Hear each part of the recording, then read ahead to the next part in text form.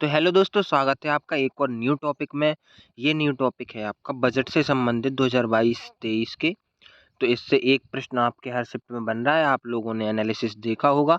तो चलिए शुरू करते हैं। क्विज क्विज की शर्त वही रहेगी कि आप लोगों को एक पेज पे लिखना है आपके हिसाब से फर्स्ट का आंसर क्या है, फिर मैं सही आंसर बताऊंगा और आपको कमेंट में बताना है कि आपके कितने में से कितने सही हुए हैं। तो चलिए शुरू करते हैं पहले क्वेश्चन के साथ बिना समय बर्बाद किए हुए। पहला क्वेश्चन है, भारत सरकार का कौन सा मंत्रालय केंद्रीय बजट प्रस्तुत करता है? तो चलिए जल्दी सोच लीजिए आप लोग।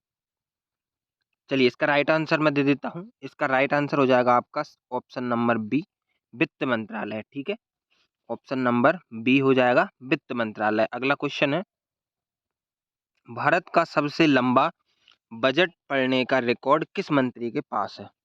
सबसे लंबा बजट पढ़ने का रिकॉर्ड। चलिए, आशा करता हूँ सोच लिया होगा आपने। इसका राइट आंसर मैं दे देता हूँ आपको। इसका राइट आंसर हो जाएगा निर्मला सीतारमण। ठीक है, चलिए अगला प्रश्न है, केंद्र और राज्य सरकार दोनों के कर्मचारियों की कर कटौती की सीमा 10% से बढ़ाकर कितने परसेंट कर दी गई है? 10% से बढ़ाकर कितने परसेंट कर दी, जल्दी सोच लीजिए। चलिए इसका राइट आंसर दे देता हूँ मैं, 14%। Option number B is right answer. ठीक है, 14% कर दी गई है। अगला प्रश्न है, सारे प्रश्न बहुत इंपॉर्टेंट हैं दोस्तों आप लोगों के एग्जाम की दृष्टि से। अगला प्रश्न है, कॉरपोरेट सरचार्ज 12% से घटाकर कितने परसेंट कर दिया गया है? चलिए चलिए इसका राइट आंसर भी मैं दे देता हूँ। कितना हो जाएगा?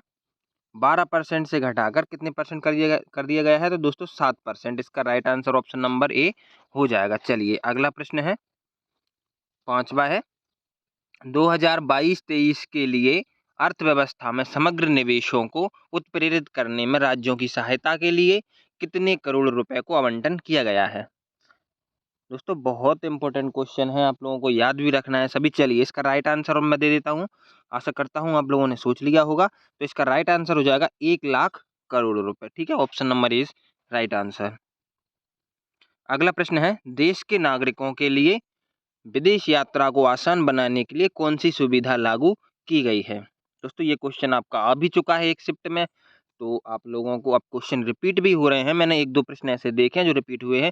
चलिए इसका राइट आंसर मैं दे देता हूँ, ई पासपोर्ट सुविधा। Option number A is right answer. ठीक है, अगला प्रश्न है, टॉप 20 क्वेश्चंस में से आपको बताना है कमेंट में। ठीक है, अगला प्रश्न है, 2022 बजट संसद में किसने पेश किया? तो इसका आंसर तो लगभग सबको ही पता होगा कि 2022 का जो बजट है वह निर्मला सीतारमण ने पेश किया है। ठीक है, आंसर राइट हो जाएगा बी ऑप्शन। अगला प्रश्न है, बजट पर सबसे छोटी स्पीच देने का रिकॉर्ड किस वित्त मंत्री के पास है? बहुत सारे एग्जाम्स में ये पूछा गया है तो मैंने भी इसे डाल दिया इसमें। चलिए इसका राइट आंसर हो जाएगा हीरू भाई पटेल। ये आरआरसी ग्रुप डी का भी जो एग्जाम हुआ था उसमें बहुत रिपीट भी हुआ था ये क्वेश्चन। तो चलिए अगला प्रश्न है, केंद्रीय बजट 2022-23 संसद में कब पेश किया गया था? दोस्तों बहुत इंपॉर्टेंट क्वेश्चन है, जल्दी बताइए। चलिए इसका राइट आंसर हो जाएगा ऑप्शन नंबर सी, 1 फरवरी को केंद्रीय बजट 2022-23 संसद में पेश किया गया। अगला प्रश्न है, संसद में अब तक 2022 के कुल मिलाकर कितनी बार पेपरलेस बजट पेश किया गया है? चलिए इसका राइट आंसर कितना हो जाएगा? 2 बार। ठीक है, एक बार कब किया गया आपके 2021 में और एक 2022 में पेपरलेस बजट प्रस्तुत किया गया, ये भी याद रखना है। अगला प्रश्न है, सर्वाधिक बजट पेश करने का रिकॉर्ड किसके पास है? दोस्तों अभी तक के सबसे ज्यादा बजट पेश किसने किए हैं? चलिए इसका राइट आंसर हो जाएगा ऑप्शन नंबर ए, मुरारी जी देसाई ने अब तक 10 बार बजट पेश कर चुके थे।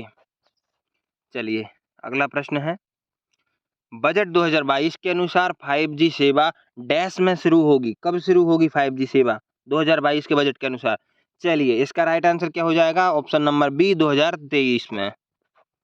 अगला प्रश्न है 13, बजट 2022 के अनुसार आरबीआई डिजिटल करेंसी की शुरुआत कब करेगी?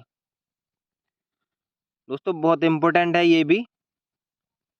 डिजिटल करेंसी की शुरुआत, चलिए इसका राइट आंसर मैं दे देता हूँ। Option number A is right answer. 2022-23 में डिजिटल करेंसी की शुरुआत हो जाएगी। अगला प्रश्न है, ऑप्शन भी आपको दिख रहे होंगे। बजट 2022 के अनुसार कॉर्पोरेट टैक्स 18% से घटकर कितने प्रतिशत किया गया है? चलिए दोस्तों, इसका राइट आंसर मैं दे देता हूँ। Option number D is right answer, 15%। ठीक है, 15%। अगला प्रश्न है, पीएमई विद्या के one class one TV channel program को 12 से बढ़ाकर कितने टीवी चैनलों तक विस्तृत किया गया है? ये आपके आरआरसी ग्रुप डी में पूछा गया प्रश्न है, जो अभी परीक्षा हुई थी। चलिए इसका राइट आंसर मैं दे देता हूँ। ऑप्शन नंबर सी इसका राइट आंसर हो जाएगा। 200 टीवी चैनलों को विस्तृत किया गया है। अगला प्रश्न है, बजट 2022 के अनुसार भारत की विकास दर फीसदी कितनी रहने का अनुमान है? चलिए इसका राइट आंसर भी मैं दे देता हूँ, 9.27%। ठीक है, आप लोगों को अगर आपके गलत हो रहे हैं तो आपको बिल्कुल रट लेना है, इन्हें याद कर लेना है। अगला प्रश्न है, बजट 2022 के अनुसार वित्त मंत्री ने कहा कि पीएम आवास योजना के लिए डैश करोड़ आवंटित किए गए हैं। कितने करोड़ पीएम आवास योजना के लिए कितने करोड़ दिए गए हैं? चलिए सोच लीजिए। चलिए इसका राइट आंसर मैं दे देता हूँ, 4800 करोड़ रुपए। Option number C is right answer. ठीक है, अगला प्रश्न है, बजट 2022 के अनुसार शिक्षा प्रदान करने के लिए खाली स्थान के गठन का प्रस्ताव रखा गया। चलिए दोस्तों जल्दी सोच लीजिए। चलिए इसका राइट आंसर भी मैं दे देता हूँ। Option number A is right answer, digital university के गठन का प्रस्ताव रखा गया। अगला प्रश्न है, सेकंड लास्ट प्रश्न है आपका आज का। वित्त मंत्री ने इस बजट में खाली स्थान के विकास के लिए 1500 करोड़ रुपए आवंटित किए गए हैं। तो दोस्तों 1500 करोड़ रुपए किसके विकास के लिए दिए हैं? चलिए इसका राइट आंसर हो जाएगा पूर्वोत्तर के विकास के लिए। Option number A is right answer. Last question है आज का और इम्पोर्टेंट भी है। बजट 2022 के अनुसार क्रिप्टो करेंसी और एनएफटी से होने वाले आय पर कितना फीसदी की दर से टैक्स लगाने का ऐलान किया गया है? आजकल बहुत चल रहा है क्रिप्टो करेंसी। तो चलिए इसका राइट आंसर हो जाएगा 30%। Option number D is right answer. तो दोस्तों आज की जो टॉपिक था हमारा टॉप 20 क्वेश्चन का यही था, और अगले टॉपिक में हमारे साथ बने रहने के लिए, इम्पोर्टेंट टॉपिक के लिए हमारे चैनल को सब्सक्राइब जरूर कर लीजिएगा।